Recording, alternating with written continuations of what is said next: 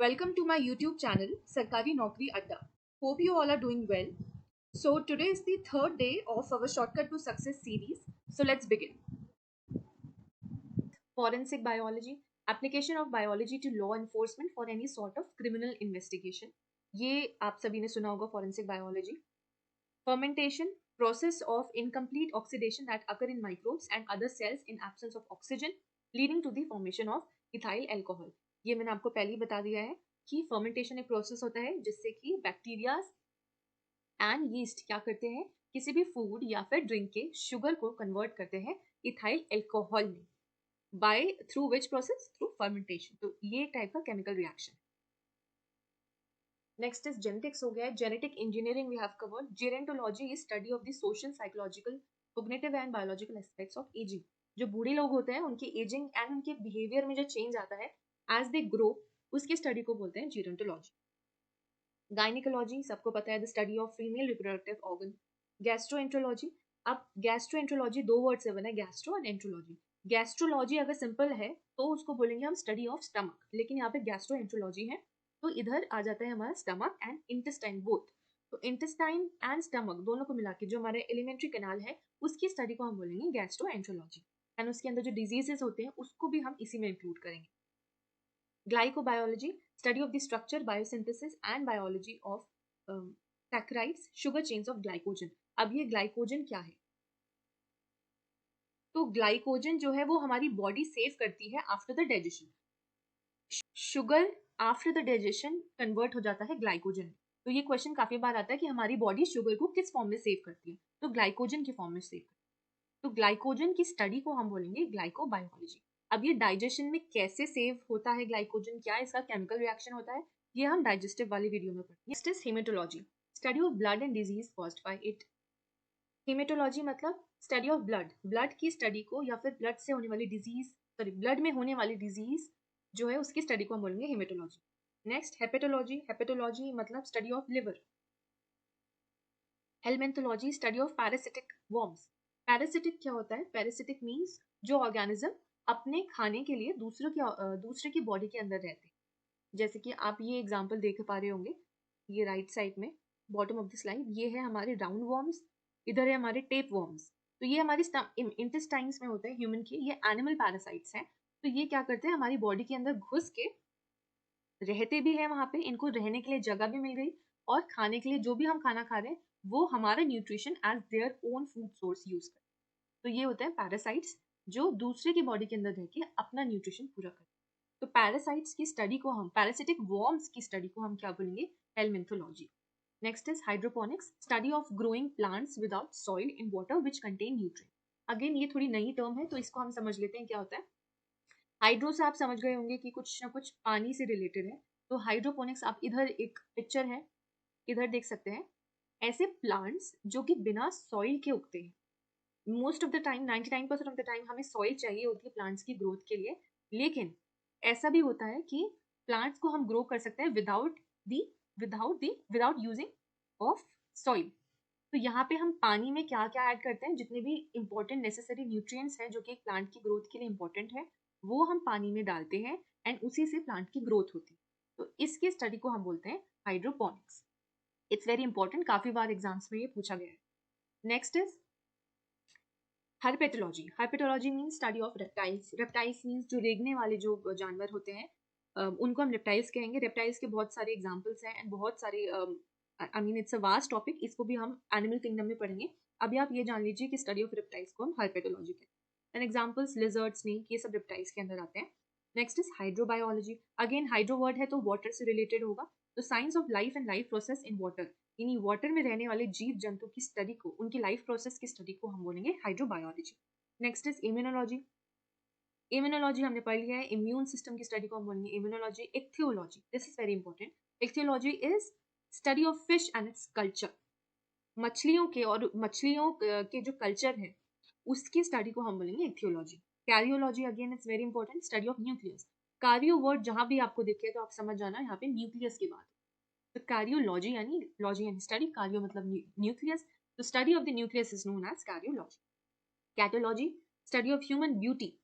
Kinesiology, study of muscle movements, यानी जो muscles हमारी मूव करती हैं उसकी स्टडी को हम बोलेंगे kinesiology. Coniology, study of dust in relation to its effect on health, यानी कि डस्ट से हमारी हेल्थ पे क्या फर्क पड़ सकता है उसकी स्टडी को हम बोलेंगे कोनियोलॉजी।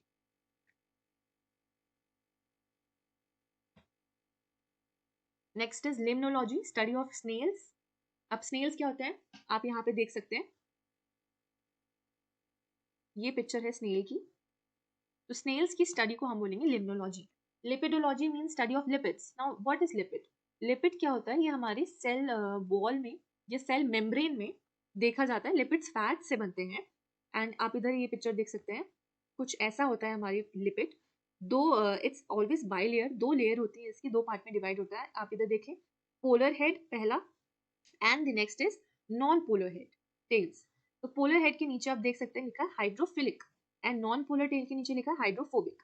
तो फोबिक वर्ड से आपको समझ आ रहा होगा, और हाइड्रो, अब again you have to break, biology में वर्ड ब्रेक करना is the most important thing. आधे से ज्यादा चीजें आपको तभी समझ में आ जाएगी। हाइड्रो जैसे मैंने बताया था पानी, फोबिक मतलब फोबिया, जैसे आप जानते हैं कि डर, fear, that is known as phobic. तो जो पार्ट लिपिड्स का पानी में डिजोल्व नहीं होगा उसको हम बोलेंगे हाइड्रोफोबिक, क्योंकि वो नहीं होगा डिजोल्व इसलिए क्योंकि वो दूर भागेगा पानी से, उसे पानी पसंद नहीं है। तो that is why it is known as hydrophobic and non polar tails. तो ये जो टेल वाला पार्ट है लिपिड का, ये जो है वो पानी में डिजोल्व नहीं होगा, and that is why it is known as hydrophobic. And polar head जो है वो है हाइड्रोफिलिक, फिलिक यानी कि जिस जो प्यार करता है पानी से, उसे हम बोलेंगे पोलर हेड यानी हाइड्रोफिलिक। ये जो पार्ट है लिपिड्स का वो पानी में डिजोल्व होगा, यानी कि पानी के साइड होगा। तो लिपिड्स का बेसिकली काम क्या होता है? लिपिड्स पहले तो हमारे मेम्ब्रेन में होते हैं, जैसे कि मैंने बताया था। मेम्ब्रेन क्या है? सेल जो है हमारे, सेल जो building block of our body है, उसका जो स्ट्रक्चर है उसको मेंटेन करने के लिए हमारे को मेम्ब्रेन या सेल वॉल की जरूरत पड़ती है। काफी सेल्स में सेल वॉल होते हैं, किसी में नहीं होते हैं। किस में होते हैं या नहीं होते हैं ये हम आगे आने वाले लेक्चर्स में पढ़ेंगे।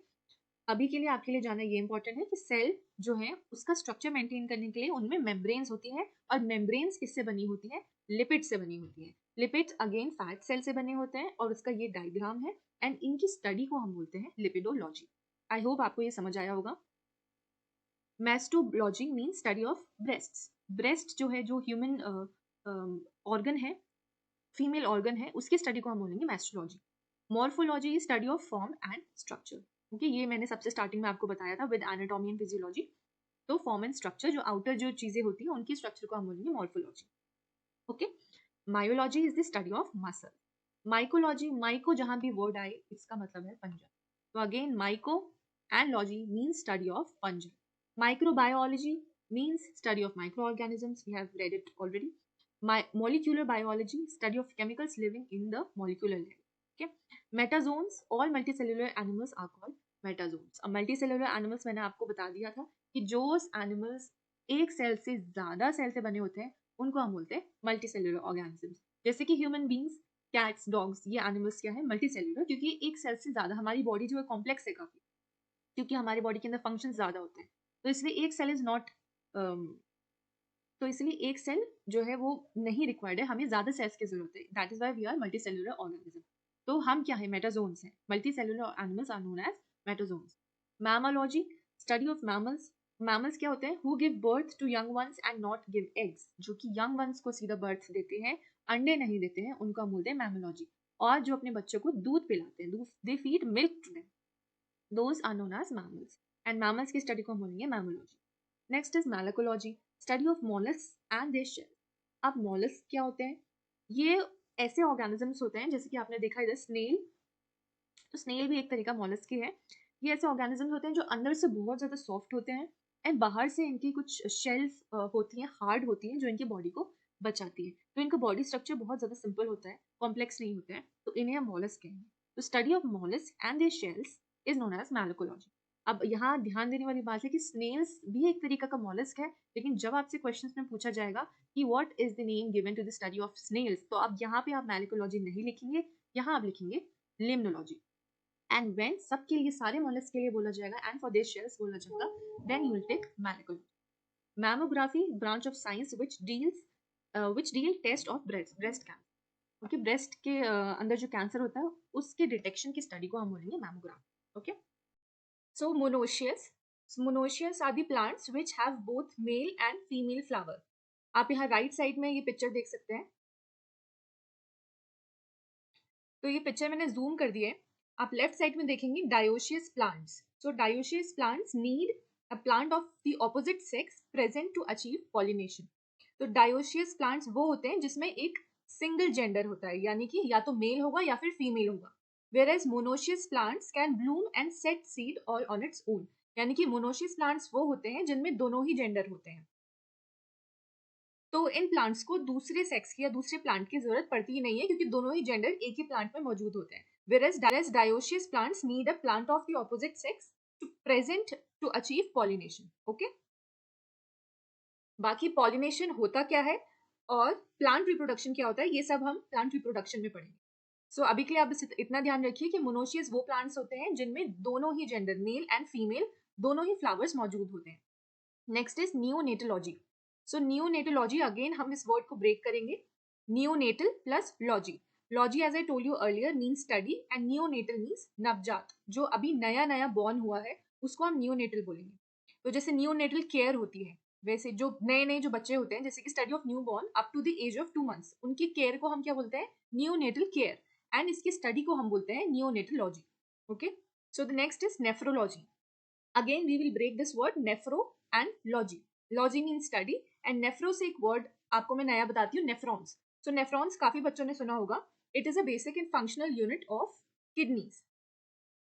जैसे कि जो सेल है building block of our body, तो ये हमारी बॉडी का एक फंक्शनल यूनिट है। वैसे ही हमारे ऑर्गन्स है, उनकी भी अपनी फंक्शनल यूनिट्स होती है। तो किडनी की जो है फंक्शनल यूनिट, उसका नाम है नेफ्रॉन। तो यही नेफ्रॉन से ही वर्ड बना है nephrology, which means study of kidney. Again neurology. Neurology बना है न्यूरॉन से एंड लॉजी से। न्यूरॉन अगेन हमारे जो नर्वस सिस्टम है उसका फंडामेंटल एंड बेसिक यूनिट है। तो न्यूरॉन से बना है न्यूरोलॉजी, यानी कि the study of neurons and nerve rings. Next is nutrients. Nutrients I guess सबको पता है, it is a chemical substance taken as food which are necessary for various function, growth and health of living. Example proteins, fats, carbohydrates, minerals. तो nutrients कुछ chemical substance होते हैं जो कि हर organisms के लिए जरूरी होते हैं। हम लोग human beings food and drink से लेते हैं, बाकी ऑर्गेनिज्म अलग अलग सबके सोर्सेज होते हैं। तो न्यूट्रिएंट्स कुछ केमिकल सब्सटेंस है जो कि हम फूड एंड ड्रिंक से लेते हैं एंड वो जरूरी होते हैं हमारी बॉडी की वेरियस फंक्शंस एंड ग्रोथ के लिए।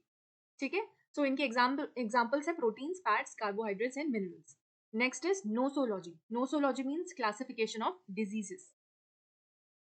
So, nosology is the branch of medical science dealing with the classification of diseases. Fully classifying a medical condition requires knowing its cause, the effects it has on the body, the symptoms that are produced and other factors. तो सरल भाषा में अगर हम इसे समझेंगे तो nosology जो है इस पृथ्वी में मौजूद जितने भी डिजीजेस हैं उनके इफेक्ट्स, उनके सिम्टम्स एंड उनकी ट्रीटमेंट्स की स्टडी को हम बोलेंगे नोसोलॉजी। तो सिम्टम्स माने जब आप डॉक्टर के पास जाते हैं और आपको बुखार हो रहा होता है तो आपका माथा गर्म हो जाता है, तो वो आपसे पूछते हैं कि क्या क्या सिम्टम्स आपको देखने को मिल रहे हैं, जिससे कि पता चलता है कि आपको कौन सी बीमारी है। जब जुकाम होता है तो आपकी रनी नोज हो जाती है, तो ये सब जो होते हैं वो सिम्टम्स होते हैं। तो उन डिजीजेस की इफेक्ट्स, कॉज वो कैसे हो रही हैं, क्यों हो रही हैं, उनके सिम्टम्स क्या है और उनके ट्रीटमेंट्स क्या है, इन सब की स्टडी को हम बोलते हैं nosology. Next is osteology. Osteology is the study of skeletal system. यहाँ एक वर्ड है क्रेनियोलॉजी। मैंने पिछली वीडियो यानी पार्ट 2 में समझाया था कि क्रेनियोलॉजी क्या है, तो काफी बच्चे कंफ्यूज हो जाएंगे क्रेनियोलॉजी एंड ऑस्टियोलॉजी में। क्रेनियोलॉजी जो होती है वो हमारी cranium, skull and mandible. Cranium and skull, mandible क्या है, मैंने पिछली वीडियो में बताया था कि स्कल दो भागों में डिवाइडेड है। पहला क्रेनियम जो हमारा ब्रेन बॉक्स भी कहलाता है क्योंकि उसके अंदर ब्रेन सेव्ड होता है। दूसरा मैंडिबल। ठीक है, mandible is the lower jaw bone, जबड़ा जिसे हम बोलते हैं। तो स्कल हमारा दो पार्ट में डिवाइड है, that is cranium and mandible. तो उस पूरे स्कल की स्टडी को हम बोलेंगे क्रेनियोलॉजी। सिंपल क्रेनियम की स्टडी को या मैंडिबल की स्टडी को भी हम बोलेंगे क्रेनियोलॉजी। लेकिन अगर आपको एज अ होल पूछा जाता है कि पूरी स्केलेटल सिस्टम की स्टडी को क्या बोलेंगे, तो आप हमेशा ओस्टियोलॉजी में टिक करेंगे। हालांकि हमारा स्कल भी स्केलेटल पार्ट का ही एक हिस्सा है, लेकिन अगर पर्टिकुलरली स्कल की स्टडी पूछी जाती है तो क्रेनियोलॉजी में टिक करेंगे, और अगर स्केलेटल सिस्टम की स्टडी पूछी जाती है तो ओस्टियोलॉजी में टिक करेंगे। तो ये एक डिफरेंस है, आई होप आपको समझ आया होगा।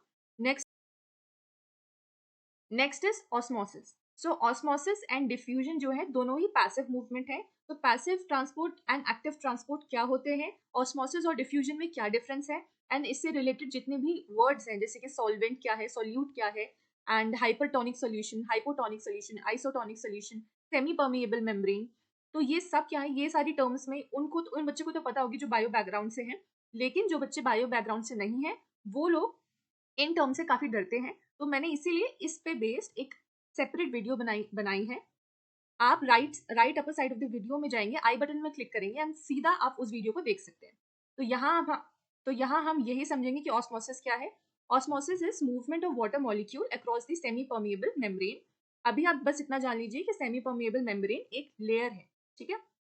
Semi permeable membrane from the region of its higher concentration to the region of lower concentration, यानी कि वाटर मॉलिक्यूल्स यानी सॉल्वेंट का मूव करना through semi permeable membrane from higher concentration मतलब जहां पे वाटर की कंसेंट्रेशन यानी वाटर की मात्रा ज्यादा है वहां से कम मात्रा में मूव करना थ्रू सेमी परमिएबल मेम्ब्रेन को हम बोलेंगे ऑस्मोसिस। तो next is odontology. Odontology is the study of teeth, दांतों की स्टडी को हम बोलेंगे odontology. Next is organology. So organology again we have to break this word organ and logy. Organ means जो हमारे डिफरेंट ऑर्गन्स होते हैं जैसे कि हार्ट, लंग्स, तो इनकी स्टडी को हम बोलेंगे organology. Next is obstetrics. It is the science related with the care of pregnant women before, during and after the child birth. Okay, तो ये एक ब्रांच है साइंस की जहां पे प्रेग्नेंट वुमेन की केयर की जाती है बिफोर द चाइल्ड बर्थ, यानी कि बच्चे के पैदा होने से पहले और प्रेगनेंसी के दौरान और चाइल्ड बर्थ के बाद की जो केयर होती है उसे हम obstetrics. Next is ontogeny, study of various life cycles. आप इधर राइट साइड में नीचे एक पिक्चर देख रहे हैं, मैं इसे जूम आउट कर देती हूँ।